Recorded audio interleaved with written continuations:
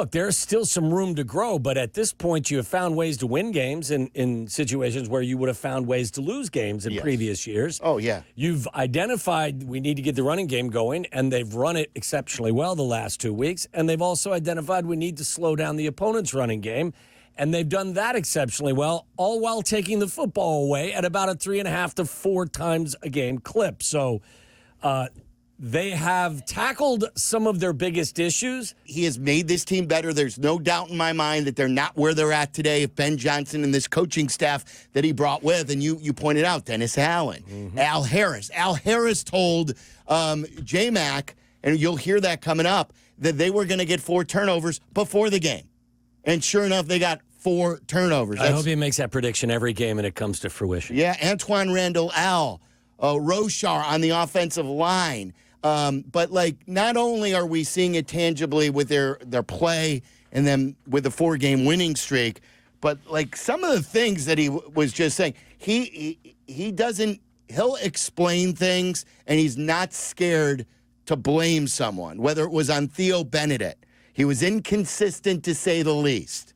And yeah, that he needs to play better, or they're going to have to look for a different solution. On Caleb's scrambles, a few I would have changed. We just met on that. And on the other hand, you don't want to neuter him. It's something that you've said. You pointed it out to me, too, while listening. That's the exact term that you've used. You don't want to take that playmaking skill away from him, but you also want to correct it and say, look, you could have run here. It's a difficult balance between demanding that he plays on time and in structure without suppressing the natural ability that he has. It's a delicate balance, and it was the one thing I thought going into this season, it was probably going to be one of Ben's biggest challenges. Rome's drops. He pointed out Rome's got to make a couple of those plays. You've discussed that. If he wants to become a superstar in this league, there's a difference between a good and very good player to a great and superstar player. Amen. And Rome's got to catch those.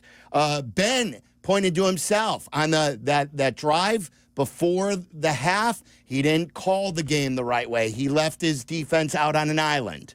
So he took onus there, and he's done that the entire way, where his play calling in the run game needed to be better. He talked about on things needing to be cleaned up. He goes, we have to clean up everything. Good teams don't do that sort of stuff.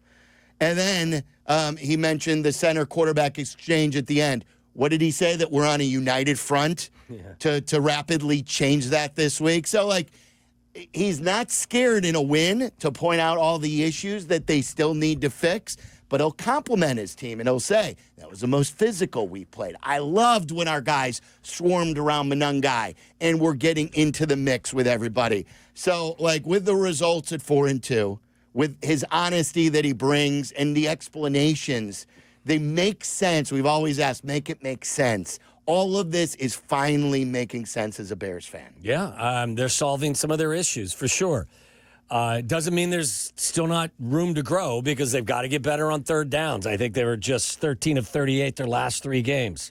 They're converting just 34% over the last 3. They're just 4 of 13 in the red zone efficiency over the course of the last 2 games, after being very, very efficient in the red zone early in the season. So, look, there's still some room to grow, but at this point, you have found ways to win games in situations where you would have found ways to lose games in previous years. Oh, yeah. You've identified we need to get the running game going, and they've run it exceptionally well the last 2 weeks. And they've also identified we need to slow down the opponent's running game, and they've done that exceptionally well, all while taking the football away at about a 3.5 to 4 times a game clip. So they have tackled some of their biggest issues, and they're very aware of the fact that there are still issues that they need to address. It's the point that I was thinking about, too, is something that you just mentioned about, being able to finish these games, unlike in past years.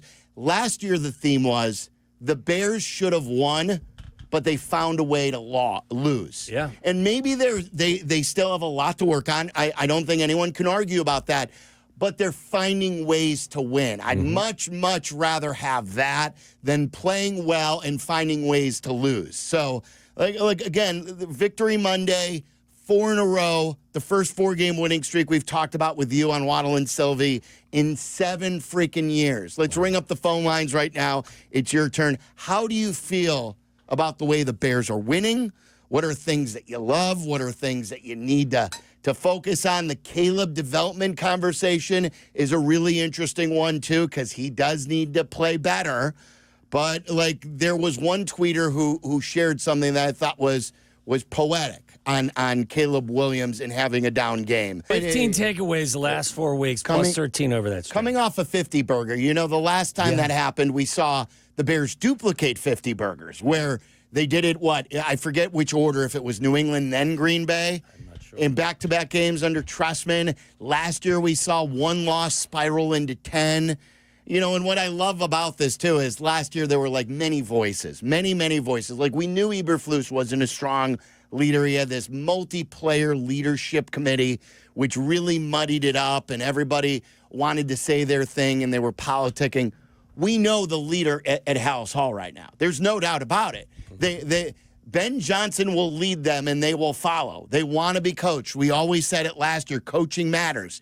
If you watched the locker room celebration with Good, Better, Best, the way they jumped on Dennis Allen, too, like, they respect him. It's a great coaching staff. Listen, I think Dennis has had the heavier lift over the course of the last several weeks. He had to find a way to slow down the Commanders' rushing attack.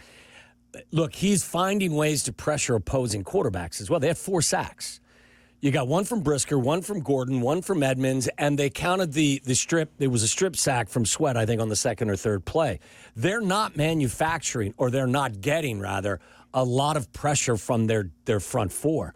So Dennis Allen is being forced to game plan and find ways to pressure opposing quarterbacks. And he's had the answer to a lot of the questions on the quiz so far. I had a debate with somebody up in the booth about the aggressiveness of Dennis Allen. You know, we've had cover 2 zone defensive coordinators in the past where they like to sit back, try to generate as much rush with 4, and if they don't, we're still going to rush you with 4. And we're going to sit back. We're not going to press cover you. And I've always loved if you're going to go one way, I've always wanted to be more aggressive. Like, why not? And after the Tyreek Stevenson touchdown, he goes, that's why not. He goes, you know, you brought a blitz again. You left Tyreek Stevenson. I'm like, look, I'd rather them go down that way. I'd rather go for the knockout punch before the half ends and really try and bury them than play this conservative way. You know, I mean, you could sit back like in the Lovey era, the cover 2. They could do that because they could generate pressure with their front 4, and they could stop the run with their front 7. So they were able to do that. If they weren't able to pressure the front or with their front 4, or they weren't able to stop the run, you would have to be more aggressive. Lovey would have had to have been more aggressive. Dennis Allen doesn't have the luxury of throwing 4 of his defensive linemen out there and trusting that they're going to get to the quarterback. He's got to scheme this pressure up. So I'm with you 100%. You're going to get bit every now and again. You just are. It's the nature of the beast.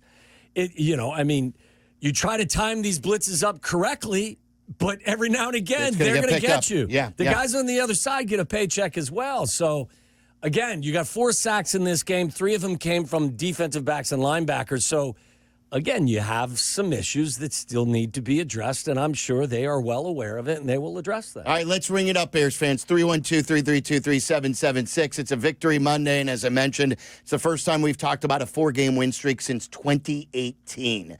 Adam in Morton Grove, you're on Victory Monday on Waddle and Silvy. What's up, Adam? Hi, how are you guys? Fantastic. I have a question about coming weeks. Is now we saw the Bears, we saw them 0-2. They lost against the Vikings, and then they lost against the Lions. But then the next 4 games were on a win streak. Now, my question is to you is that we know that polls can be aggressive sometimes in trades and something. Do you think that now with the 4-game win streak, do you think the Bears will be buyers at the trade deadline, which is on November 4th? And my question to you is that will it be a major trade or just a minor trade? And what position will it be? It's a fascinating question. Yeah, I think it's going to be very interesting. As I mentioned last week, we played the Pelissero. Pelissero called the Bears one of the most fascinating teams at the trade deadline. So what do you think they should do? I think they will be aggressive, as they have. I don't think they'll be reckless. There have been some reckless moments with the benefit of hindsight, I think. But I think that this is I think this is how Ryan Poles and Ian Cunningham do business. I think the phone lines will be hopping. If you are looking for someone to sanction a trade for a qualified and accomplished pass rusher, I'm your guy. I'm not looking to disrupt what your plans are for the next 3 or 4 years by overpaying. And I'm not delusional in thinking that if you, let's just use the name Trey Hendrickson, brought him to town, that you're necessarily winning the Super Bowl. But your job as a general manager is to make your team better, right? Yeah, of course. And the weakness on this team now, in my humble opinion, is what I thought it was going to be from the very beginning, and that is a lack of a consistent pass rush.